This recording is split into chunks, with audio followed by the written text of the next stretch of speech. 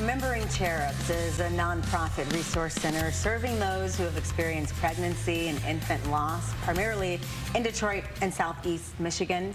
Here to talk about it now is our good friend Monica Scholler-Anderson, the executive director, telling us about an event that's happening, but also how we can all get more involved, if nothing else, in the conversation, because it's something that's not talked about enough. That's right. Welcome. Tell me a little bit about what you guys have planned. Yeah, so the Talk It Out, Walk It Out, it's a walk to raise awareness and break the cycle of health disparities impacting Black women. This came to be, even how Remembering Cherubs came to be, my infant son died in my arms shortly after birth. And fast forward a few years, my husband and I are expecting our first baby, and I have a miscarriage. And there just wasn't a lot of support. It's just, oh, move on, you can have another baby. There wasn't a lot of space to grieve. And so I searched all over for information, and there wasn't a lot. So I created Remembering Cherubs to be a safe space.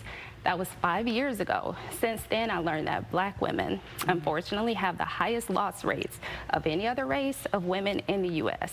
That's maternal mortality and infant mortality. And in addition to that, the highest rates of heart disease and diabetes and mental health concerns.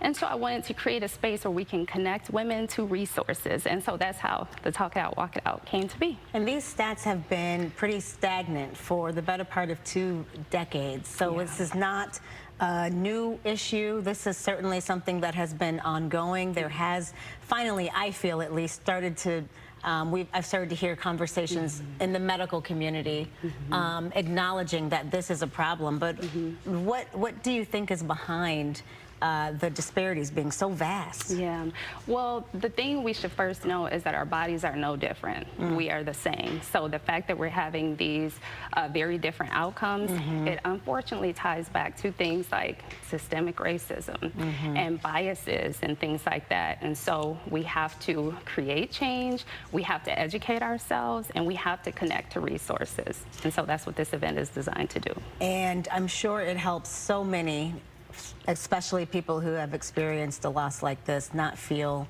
so alone. Yeah, that's right. That's exactly right. When you see somebody who looks like you, who've had this experience, who's not saying, well, just move on and have another baby. You know, you can always adopt, which people have told me. Somebody told me to get a dog. No. You know, yes, I've been told that. And trying to be helpful and not realizing how incredibly harmful and hurtful a statement like that is. That's right.